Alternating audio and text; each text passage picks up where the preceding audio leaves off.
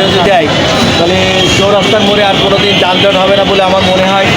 আর জনগণের দৃষ্টি আকর্ষণ করছি, সবাই যদি এরকম পরিবর্তন চান তাহলে যারা ভালোবাসেন তারা অবশ্যই যশোরবাসীর পক্ষ থেকে এই কাজটা অবশ্যই করবে।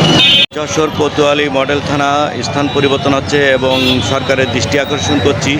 দেখতেই পাচ্ছেন আমাদের এই চৌরাস্তার মোড়ের এখানে মুসল্লিদের চলাচলের সমস্যা হয়। থানার পাঁচিলটাকে যদি এই খাম্বা পর্যন্ত যদি সরিয়ে নেওয়া হয় তাহলে আমাদের এই যানজট থাকবে না। তো যারা যশোরকে ভালোবাসেন এবং এইরকম পরিবর্তন চান তারা আমাদের সরিয়ে দেবেন। যশোরের 18 লাখ মানুষের তরফ থেকে এই ভিডিওটা পরিবর্তন চান তারা অবশ্যই ভিডিওটাকে লাইক কমেন্ট শেয়ার করবেন। ঈদের নামাজের সময় এই জায়গাটা মেলা যানজট হয়। তো সরকারের দৃষ্টি আকর্ষণ করছি, আপনারা যদি পাঁচিলটাকে 10 থেকে 15 ফিট সরিয়ে দেন এবং এই রাস্তাটা যদি এইখান থেকে 20 ফিট মতন যদি চওড়া হয়ে যায় খুবই ভালো হয়। মডেল থানা ভেঙে নতুন করে নির্মাণ করা হচ্ছে।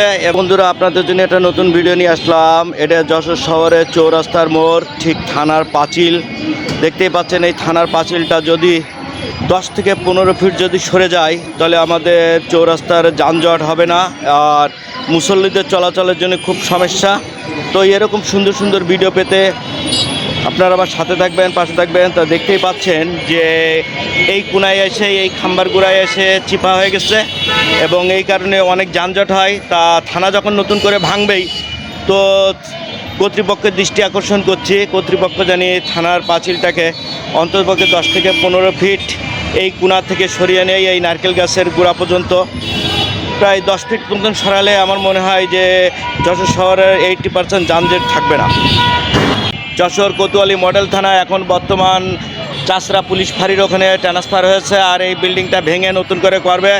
তো কর্তৃপক্ষের দৃষ্টি আকর্ষণ করছি, ঠিক এই নারকেল গাছের গোড়ার থেকেই যদি 10 ফিট মতন সরিয়ে কিংবা 15 ফিট সরিয়ে দেয় তাহলে চৌরাস্তার যানজটের থেকে অনেকটাই স্বস্তি পাওয়া যাবে এবং মুসল্লিদের নামাজে চলাচলে বাধা সৃষ্টি করে এই জায়গাটুকুর জন্য, এই রাস্তার জন্য আকর্ষণ করছি কর্তৃপক্ষের যে এই রাস্তাটা যাতে ঠিক করা যায় এবং যেহেতু থানা ভাঙবেই তো এই কাজটা করাই যেতে পারে। দৃষ্টি আকর্ষণ করছি যে এই দিকে কর্তৃপক্ষের দৃষ্টি আকর্ষণ করছি যে চৌরাস্তার এই মোড়টা ঠিক এই জায়গায় ঝামে মুসল্লিদের নামাজের চলাচলে খুব কষ্ট হয়।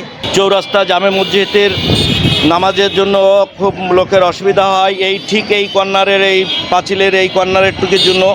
তো কর্তৃপক্ষের দৃষ্টি আকর্ষণ করছি যদি এই জায়গাটা একটু সংস্কার করা যদি যায় 10 থেকে 15 ফুট যদি সরিয়ে নেওয়া যায় পাঁচিলটা তাহলে আমাদের চৌরাস্তা যানজট হবে না এবং গাড়ি চলাচলের সুবিধা হবে যায়। পক্ষে দৃষ্টি আকর্ষণ করছি যদি পাঁচিলটাকে 10 থেকে 15 ফিট যদি সরিয়ে দেওয়া যায় কিংবা নারকেল গাছের ওই পাশেও যদি নিয়ে যাওয়া যায় রাস্তাটাকে তাহলেও মনে হয় আমাদের একটু কষ্টটা লাঘব হতো এবং চলাচলের জন্য সুবিধা হতো।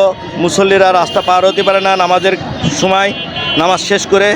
তো কর্তৃপক্ষের দৃষ্টি আকর্ষণ করছি এটা গাড়িখানা রোড, এই গাড়িখানা রোডটা ঠিক এমনি দিয়ে এসে এই ওয়ানে রাস্তা করে দিত আর বস্তাপটির মোড় পর্যন্ত নিয়ে যাবেন আমাদের যশোর শহরে যানজট হতো না।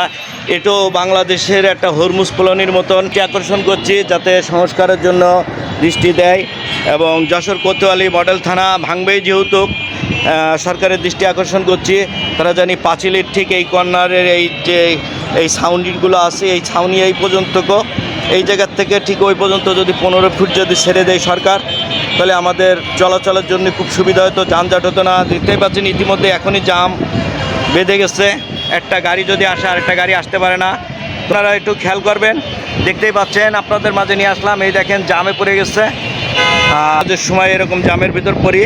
তো সরকারের দৃষ্টি আকর্ষণ করছে সরকার কষ্টটাকে লাঘব করেন যেহেতু থানার এই পাঁচিলটায় যদি 10 থেকে 15 ফিট সরে যায় তাহলে আর আমাদের এই সমস্যা হবে না। তো সরকারের